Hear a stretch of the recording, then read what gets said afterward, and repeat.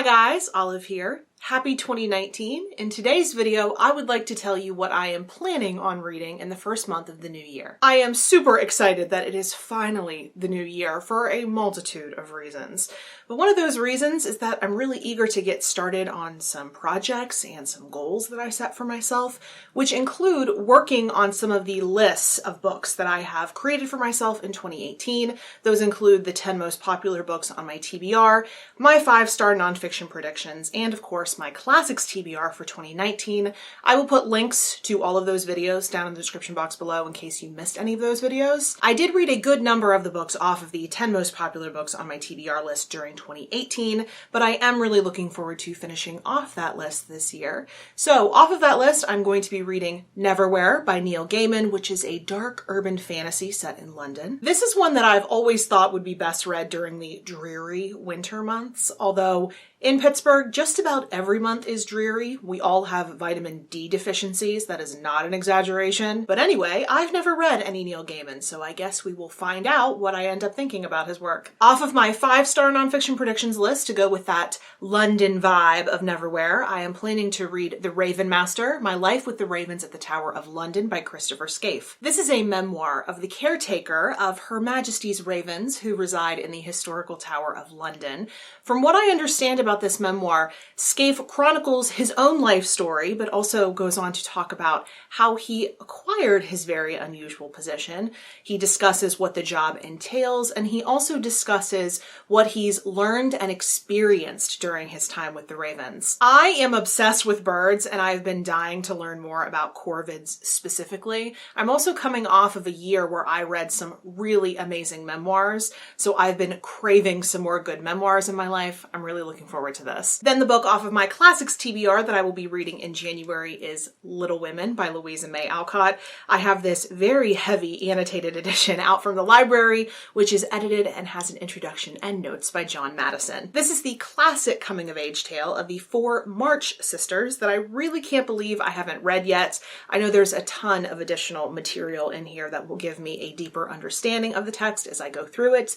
And if that doesn't give me enough additional information about Little Women, I will also be reading Meg, Jo, Beth, Amy, Little Women and Why It Still Matters by Anne Boyd-Rue. During Nonfiction November, I made a whole video about how much I love to pair up fiction and nonfiction. I think it adds something to the reading experience of both of them when read together. And in that video, I specifically talked about pairing up Middlemarch by George Eliot with Rebecca Mead's biography memoir combo, My Life in Middlemarch. I really loved that experience of reading a classic work alongside a memoir of a fellow reader's connection to that specific work. So by the time I finish both this book and the annotated Little Women, I will not have just read Little Women, but hopefully will understand it and know it from all angles. Another piece of nonfiction that I'm planning to pick up in January is Remembering: What 50 Years of Research with Famous Amnesia Patient HM Can Teach Us About Memory and How It Works by Donald G. McKay. I have read a ton about patient HM over the years because I read so many books on psychology.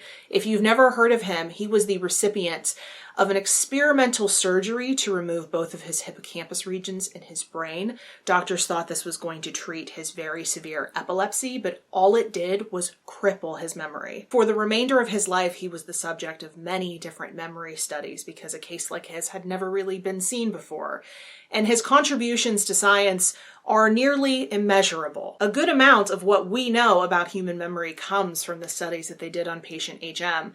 And although I've read a lot about him, I've never read a whole book that covers just him.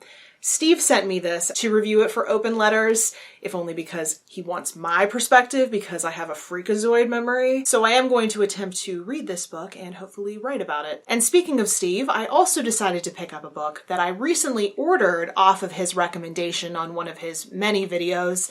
He often talks about grizzly bears and how unbelievable they are in both size and strength. He recommended this book, The Grizzly Bear by Thomas McNamee, as a good book to learn more more about them. I ordered it during one of the many holiday sales that all of those used book sites have, and after watching many nature documentaries after work toward the end of the year to clear my mind during a rough situation, I felt compelled to pick this up. And then some fiction to close out the month. I am going to be buddy reading Forever Amber by Kathleen Winsor with Andrea from Infinite Text, who has a wonderful channel, by the way. This is a massive work of historical fiction that is set in Restoration-era London.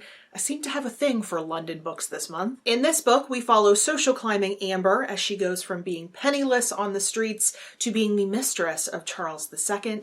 I am really excited to read this because I've heard so many people speak highly of it, but it is huge. It is like the definition of a brick. So it is going to take Andrea and I probably the entire month to finish this. And the last thing we have left to do before this TBR video comes to a close is pick the random book off of my TBR for the month. This is when I go to my to-read shelf on Goodreads, pick 3 books at random using a random number generator, and then I pick one of those 3 to read for the month. This is the last month that this feature is going to have this exact same format. I'm going to be making a few changes with it, which I will be announcing in a video coming in about a week or 2, so keep an eye out for that. But without further ado, let's see what our 3 options are for this month. Option number 1 is The Race to Save the Romanovs by Helen Rappaport. Option number 2 is Enchanted Islands by Allison Ahmed. I can already tell this looks like a summer book, so I'm probably not going to be picking this one. And option number 3 is The Witches of New York by Amy McKay. While I do like to read some fantasy around this time of year, I really would prefer to pick up another piece of nonfiction. I'm trying to get the year started off strong since I am trying to work toward that 50-50 nonfiction-fiction ratio this year. Also, I really did enjoy one of Helen Rappaport's previous books, The Romanov Sisters, so I think I have a really good chance of enjoying The Race to Save the Romanovs, so I'm gonna go with that one. So those are all of the books that I am hoping to read during January of 2019. If you've read any of these books, if you've heard of them, or if you now want to read them after hearing me talk about them, I would love to hear from you in the comment section below. Or if you'd prefer to reach out to me somewhere other than YouTube, I am on a variety of different places on social media. The links to all of my profiles are linked in the description box below. Thank you so much for watching. Happy New Year, and I will see you in the next video. Bye.